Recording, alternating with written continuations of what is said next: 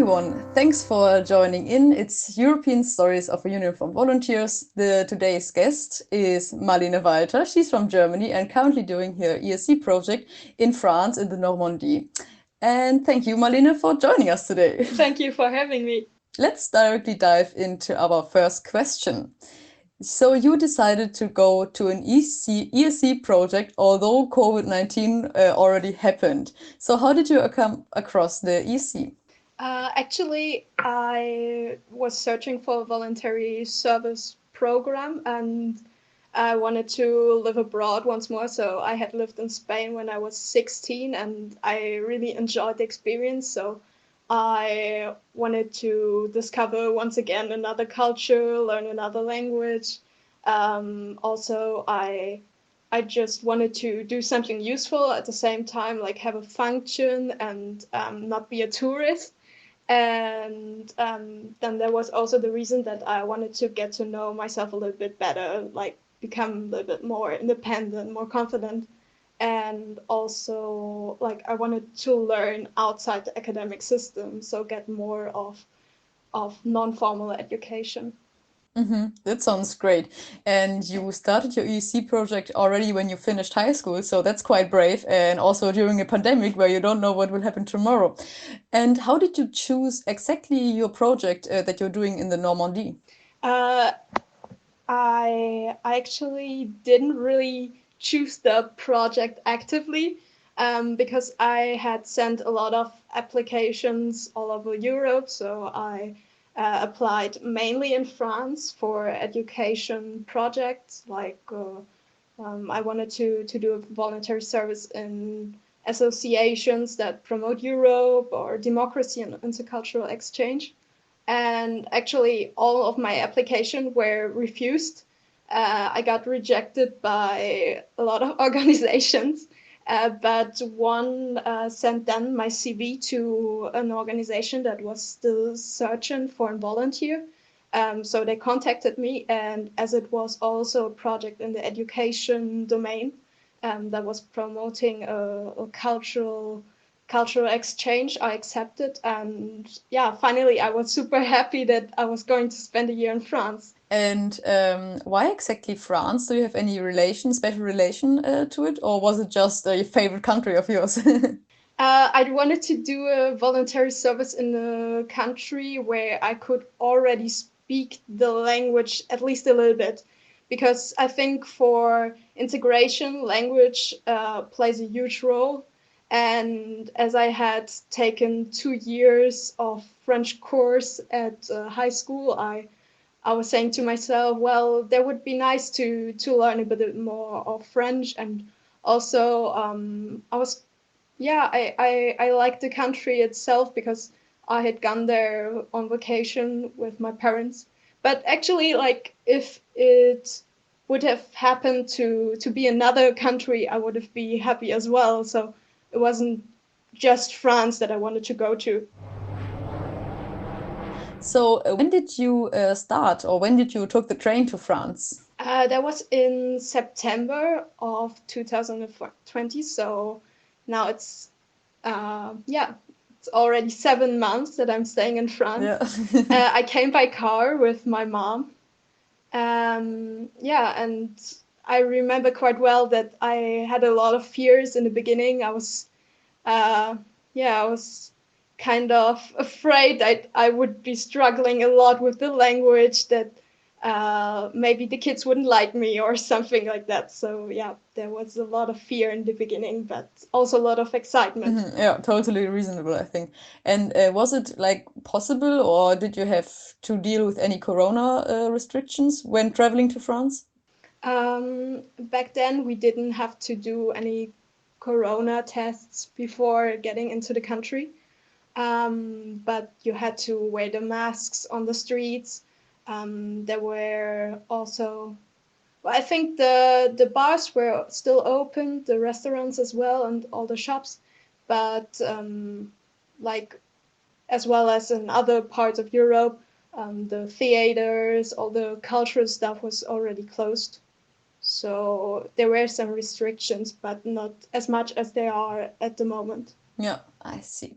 All right, and then you arrived in the Normandy. And what was your first thought when you arrived there? I think the day I arrived, I was quite overwhelmed because I was struggling a lot with the language, and at the same time, I was so grateful.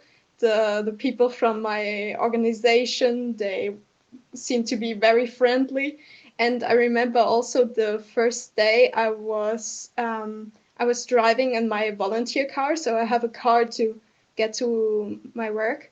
And actually, I had gotten my driving license the week before, and there was my tutor navigating in French. She spoke very fast, and then I have that had that new car and recently got my driving license, and then I had also to cope with all the roundabouts in France. There are a lot of roundabouts, and yeah, that was a lot of new things at the same time. Oh, yes, well, that's a lot for the beginning. And where exactly do you live and in which kind of accommodation, like in a flat or in a house? I'm living alone in a one-room apartment in a student hall of residence, and I have like a own little kitchen and a small bathroom as well. Like it's nice on one hand because you don't have to argue with somebody who will clean the kitchen. You have a lot of less conflicts probably, and a lot of freedom also to decorate, to do whatever you want. But yeah, on the other hand, it's sometimes like it's a little bit boring maybe. It's not for everybody to spend as that much time alone. Yeah, especially now with COVID-19, as we're all staying a lot at home. It's sometimes not as that easy, but I like it. Yeah, I can imagine that.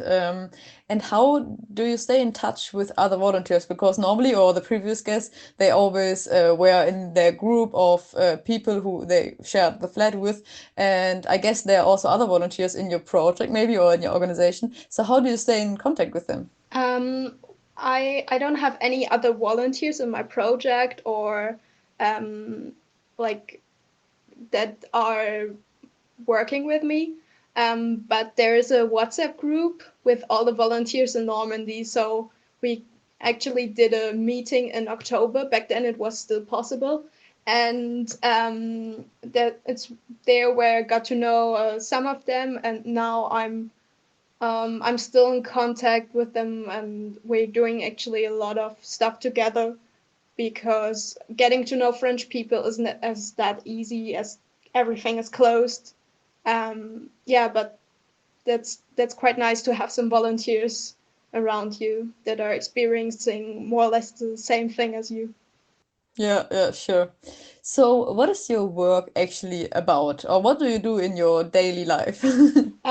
I'm working in 6 different elementary schools, kindergartens, and youth centers, and the children are between 2 and 14 years old. My task is to make the kids aware of other cultures and languages.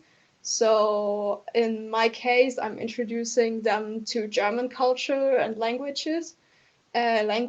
But yeah, in other years there were other volunteers from other countries that would maybe introduce them to Spanish culture or to Polish culture.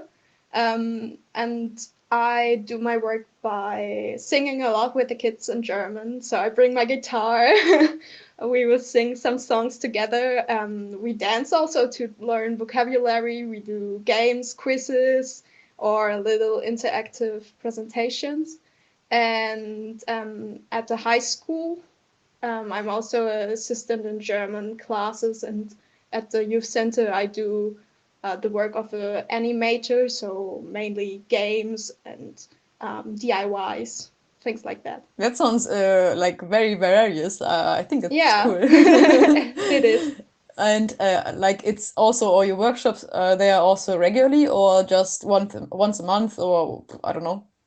At the schools, I'm I'm there every week, so I actually have a schedule from Monday to Friday. So every day I change the school, and at each school I have scheduled. So then they say like, okay, from 8 to 8:30 you will be in class X XZ, and then you will go to the other class. Then you will be with the kindergarten kids. So yeah, the most classes I see them every week. Ah, nice. And what do you like the most about working as a volunteer? There are a lot of things actually. I really like the reactions and the questions of the kids.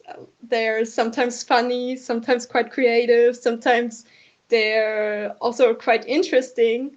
And I really like also that I'm feeling so welcomed, and I like seeing that the kids are mostly quite interested, and also the gratitude of the teachers and students, and the creative process of preparing the activities. So I have actually a huge freedom to do whatever I want with the kids, provided that it's useful and that it has an objective, educative objective. But in general, I have a lot of freedom, and it's quite nice. Hmm.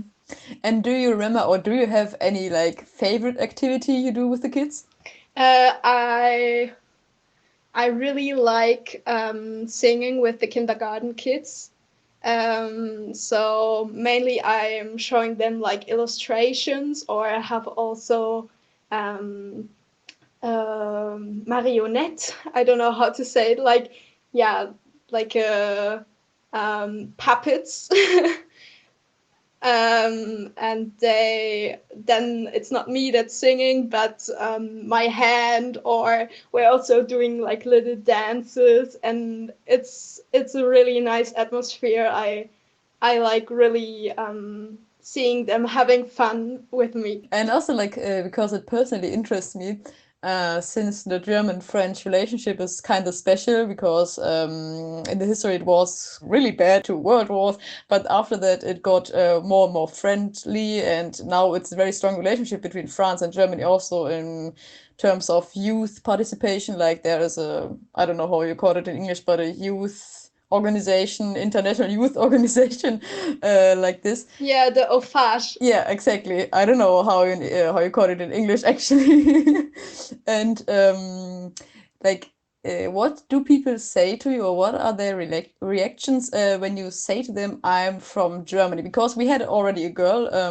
She's Slovakian, and she's also currently in France doing her ESC, and she's also working in schools. And she said that often the kids, they even don't know where Slovakia is. And I guess like with Germany, it's not the case. But what do people say to you when you say to them you are from Germany? They're really open, I think.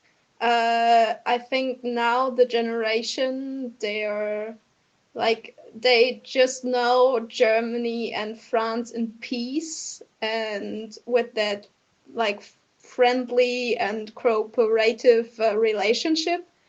And also like German is for some French people still considered as a language of intellectuals.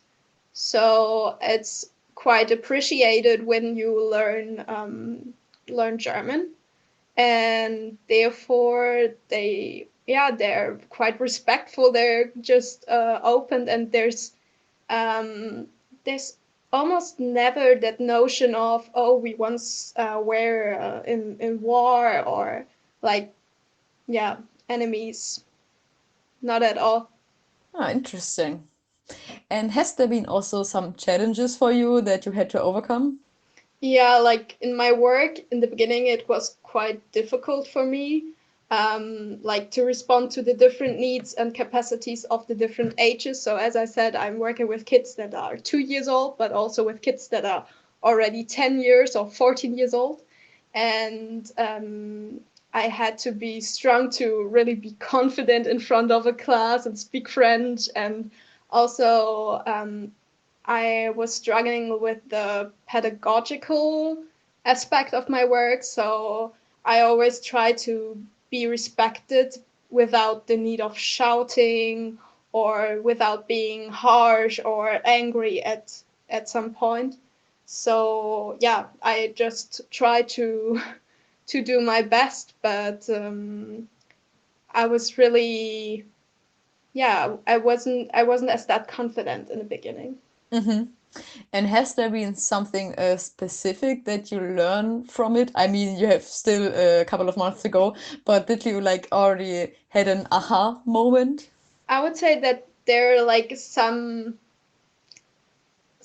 lessons I learned in terms of like fake it till you make it, or just unlearn your perfectionism. That was really a thing because yeah, I'm I'd always try to make everything perfect, but sometimes it just doesn't work out, and maybe the computer is broken in the class and the presentation won't work. So what do? You just have to be flexible. You have to adapt to the situation, and that's also something that I learned. And like regarding the pedagogical aspect, I think there is a lot of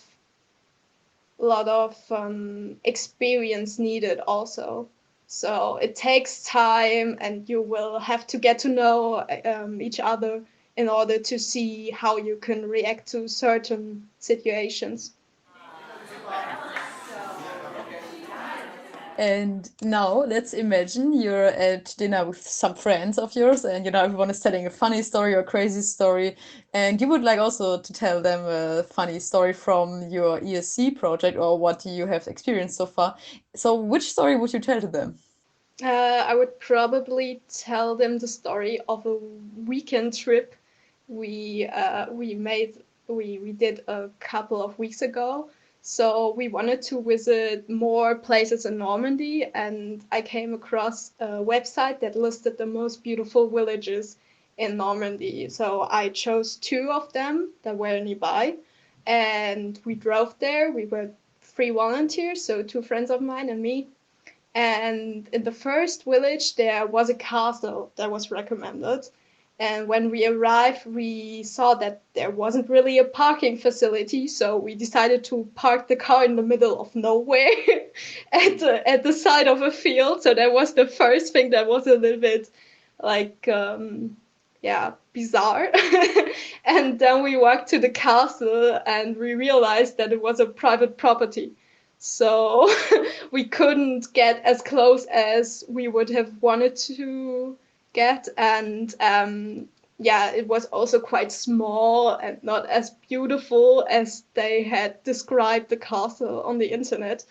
And then we went to the other recommended village, and there was the same thing. It was like, okay, they describe it as very beautiful, and now we're here and we're seeing like normal buildings. They're not nice at all. The streets are like the same streets as everywhere. And yeah, that was that was a kind of a deception, but at the same time it was also funny. And we returned home and were joking and wondering why they had written on the internet that it was like two villages, like the most beautiful villages in Normandy. So maybe it was a trick by I don't know, the mayors or the municipalities to attract tourists or Yeah, something. maybe. Interesting. All right. So this episode comes slowly to an end. So let's do some checkout questions. How would you describe your volunteering project in one word? Can I choose two? Well, yes. That's just kind. Thank you. I would say instructive and surprising. Instructive because I've gained not really a lot of theoretical knowledge, but a lot of practical experience so far. And surprising because in times of COVID-19, you never really know what comes next, and you can't really make huge plans because the restrictions can change from one day to another. And yeah, so you experience a lot of surprises and just try to make the most out of it. And what is one thing that you expect from the following month as a volunteer? I just expect to spend more time with my friends, with the kids. I also hope to see a little bit more France and of Normandy when we will be allowed to travel outside of the 10-kilometer radius. And yeah, I just will try to enjoy and to be grateful for everything that is possible at the moment. And now comes a very broad question. What does solidarity mean to you? Um, well, yeah, it's a huge word. Like it would be probably considering the impact of your actions and your choices on other people. So like whether it is to live a sustainable life or just wearing a mask. I think that's already kind of yeah, an example of solidarity. And then it's also to make an effort to contribute to society in some way. So, like participation in an association, or taking care of your grandparents, or just demonstrate against or for something. I think there are a lot of examples of solidarity you can implement into your daily life. So nice. Thanks for sharing this. And now comes the last question. What song represents volunteering for you? I chose Visions by Jose Gonzalez. So I think it's not as that known. That song reminds me of the feeling I have when I go on my little road trips on the weekend in Normandy.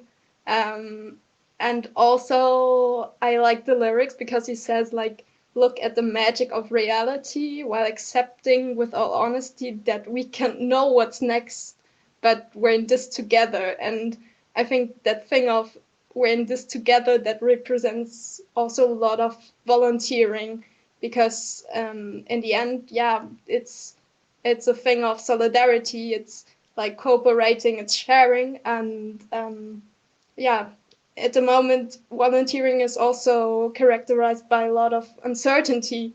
So it's yeah, it's what he describes in the song at the moment for me personally. So, thanks, Marlene. With these nice words said by you, we are now we are closing this episode for today.